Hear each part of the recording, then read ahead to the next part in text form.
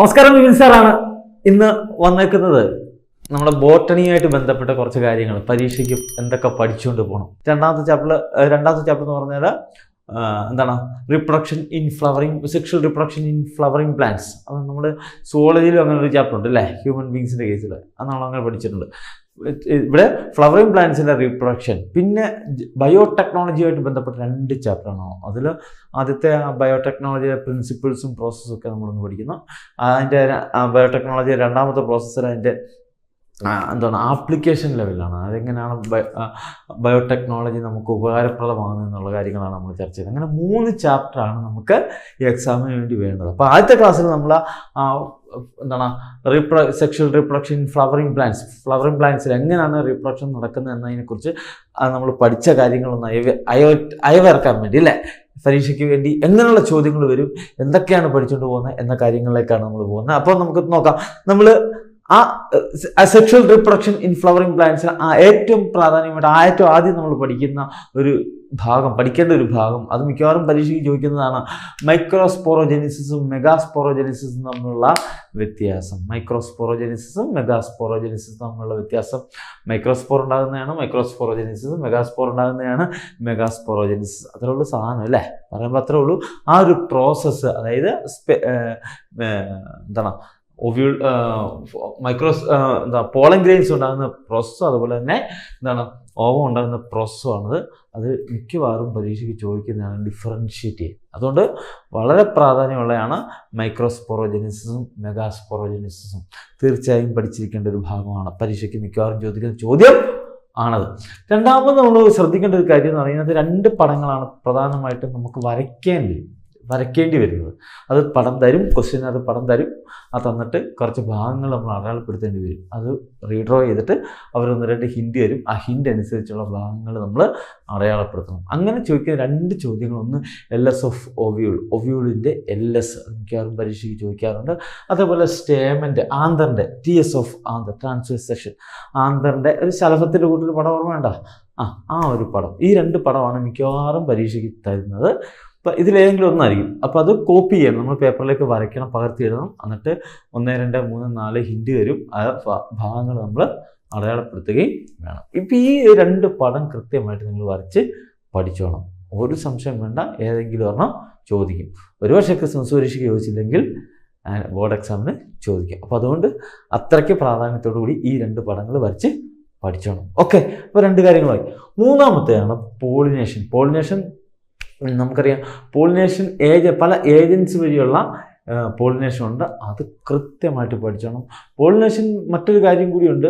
ഇപ്പം anemophily, wind വഴി, അല്ലെ ഹൈഡ്രോഫിലി, അല്ലെ സോഫിലി, ഈ 3 ടൈപ്സ് ഓഫ് പോളിനേഷൻ എന്ന് പറയുന്നത്. 3 തരത്തിലാണ് പോളിനേഷൻ നടക്കുന്നത്. അനിമോഫിലി, ഹൈഡ്രോഫിലി, അതേപോലെ തന്നെ സോഫിലി. അറിയാം എന്താണ് അനിമോഫിലി എന്ന് പറഞ്ഞാൽ വിൻഡ് വഴി, കാറ്റ് മുഖാന്തരം. ഹൈഡ്രോഫിലി എന്ന് പറഞ്ഞാൽ വെള്ളത്തിൽ കൂടെ. സോഫിലി എന്ന് പറഞ്ഞാൽ ആനിമൽസ് മുഖാന്തരം. അപ്പം ഇങ്ങനെ 3 വിധത്തിലാണ് പോളിനേഷൻ നടക്കുന്നത്. പക്ഷെ നിങ്ങൾ ഇത് മാത്രം എഴുതി കഴിഞ്ഞാൽ മാർക്ക് ഫുള്ള് കിട്ടത്തില്ല. നമ്മളവിടെ ശ്രദ്ധിക്കേണ്ട ഒരു കാര്യം, ഇതിന് കൃത്യമായ എക്സാമ്പിൾ, ഏതൊക്കെ ചെടികൾ എങ്ങനെയൊക്കെയാണ് നടക്കുന്നത് എന്നുള്ള കൃത്യമായിട്ട് എക്സാമ്പിൾ കൂടി അവിടെ എഴുതി വെച്ചാൽ മാർക്ക് കിട്ടത്തുള്ളൂ. അപ്പോൾ അതുകൊണ്ട് ടൈപ്സ് ഓഫ് പോളിനേഷൻ ചോദിക്കുമ്പോൾ നമ്മൾ ഈ 3 വിധത്തിലുള്ള പോളിനേഷൻ എഴുതണം വിത്ത് എക്സാമ്പിൾ. മറക്കരുത്. വളരെ ഒരു മാർക്ക് നമുക്ക് നഷ്ടപ്പെടും. ഒരു എക്സാമ്പിളെങ്കിലും നമ്മൾ എഴുതി വെച്ചാൽ കൃത്യമായിട്ട് മാർക്ക് നമുക്ക് കിട്ടും. അതുകൊണ്ട് ആ ഒരു പ്രാധാന്യം അതിന് കൊടുക്കണം. മാർക്കെങ്ങും പോകത്തില്ല, നമ്മുടെ കീശയിൽ തന്നെ കിടക്കും. ഓക്കെ, അപ്പം അടുത്ത ചോദ്യം എന്ന് പറയുന്നത്, അടുത്ത ഇമ്പോർട്ടൻ്റ് ആയിട്ടുള്ള ഭാഗമാണ് ഔട്ട് ബ്രീഡിങ് ഡിവൈസസ് എന്ന് പറയുമ്പോൾ കേൾക്കുമ്പോൾ നമുക്ക് അതുപോലെ തോന്നും അല്ലേ, ഔട്ട് ബ്രീഡിങ് ഡിവൈസസ്. പക്ഷേ ഔട്ട് ബ്രീഡിങ് ഡിവൈസ് എന്ന് പറഞ്ഞാൽ ആക്ച്വലി അഡാപ്റ്റേഷൻസ് ഓഫ് സീനോഗമി എന്ന് പറഞ്ഞാൽ ശരിക്കും ക്രോസ് പോളിനേഷൻ ആണ്. ചെടികളിൽ ക്രോസ് പോളിനേഷൻ നടക്കാൻ ഒത്തിരി അഡാപ്റ്റേഷൻ ഉണ്ട്. സാധാരണ ആൻജിയോസ്പേമുകളൊക്കെ, ഒട്ടുമിക്ക ആൻജിയോസ്പേമുകൾ അവർ സെൽഫ് പോളിനേഷനെ അവോയ്ഡ് ചെയ്യാനുള്ള പലതരത്തിലുള്ള അഡാപ്റ്റേഷൻസ് അവർ നേടിയെടുക്കാറുണ്ട്.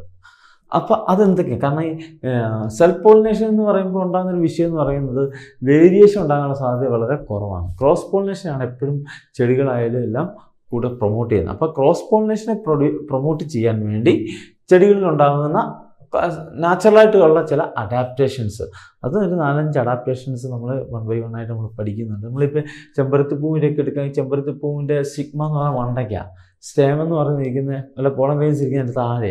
അപ്പോൾ ഒരിക്കലും ഇവിടുന്ന് മണ്ടക്കോട്ട് ചെന്നിട്ട് പോളിനേഷൻ നടക്കത്തില്ല അല്ലേ. അപ്പം അത് ആ സെൽഫ് പോളിനേഷനെ അവോയ്ഡ് ചെയ്യാൻ വേണ്ടിയുള്ള ഒരു ട്രിക്കാണ്, ഒരു അഡാപ്റ്റേഷൻ. ചില ചെടികളിലൊക്കെ മോണോസെക്ഷൽ ആയിരിക്കും, അല്ലെങ്കിൽ ഒരു തരത്തിലുള്ള ഫ്ലവർ മാത്രമേ മൊണീഷ്യസ് ആയി ഒറ്റ തരത്തിലുള്ള ഫ്ലവർ മാത്രമേ കാണത്തുള്ളൂ അല്ലേ. ഇപ്പം തെങ്ങിൻ്റെ പൂക്കൾ എടുക്കാൻ കഴിഞ്ഞത് പെൺപൂക്കളും ഉണ്ട് ആൺപൂക്കളും ഉണ്ട് അല്ലേ.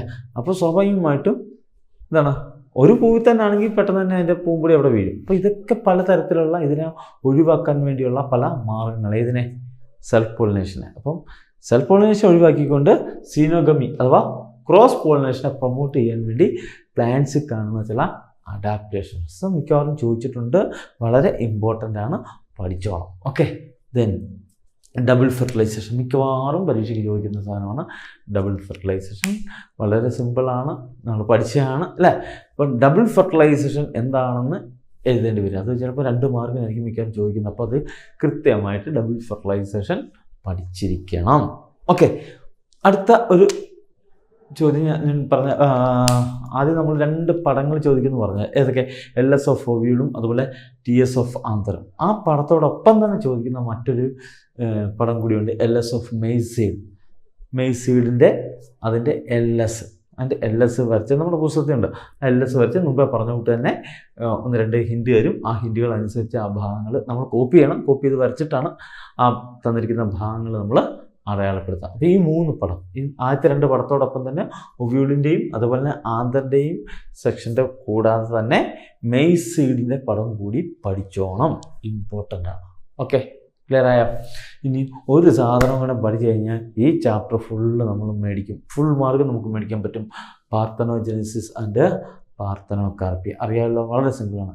പാർത്തനോജെനിസിസും പാർത്തനോകാർപ്പിയും തമ്മിൽ ഡിഫറൻഷ്യേറ്റ് ചെയ്യുക. ആദ്യം നമ്മൾ പറഞ്ഞില്ല മൈക്രോസ്പോറോജെനിസിസും മെഗാസ്പോറോജെനിസിസും, അതേപോലെ തന്നെ ഡിഫറൻഷ്യേറ്റ് ചെയ്യാൻ ചോദിക്കുന്ന ഒരു ചോദ്യമാണ് പാർത്തനോജെനിസിസും പാർത്തനോകാർപ്പിയും. ഇത്രയും കാര്യങ്ങൾ പഠിക്കാമെങ്കിൽ ഒരു സംശയവും വേണ്ട, നമുക്ക് ഫുൾ മാർക്ക്, ഒന്നാമത്തെ ചാപ്റ്ററുമായിട്ട് ബന്ധപ്പെട്ട മുഴുവൻ മാർക്കും നമുക്ക് കിട്ടും. ഇത്ര ഉള്ള ഒന്നാമത്തെ ചാപ്റ്റർ പഠിക്കാൻ. ഓക്കെ, ക്ലിയർ ആയല്ലോ? അപ്പോൾ ഓക്കെ, നമുക്ക് ഇനി 2 ചാപ്റ്റർ കൂടി ബാക്കിയുണ്ട്. ആ 2 ചാപ്റ്ററുമായിട്ട് അടുത്ത ക്ലാസ്സിൽ നമുക്ക് വീണ്ടും വരാം. അതുവരേക്കും ta-ta, bye bye, see you, never ever give up.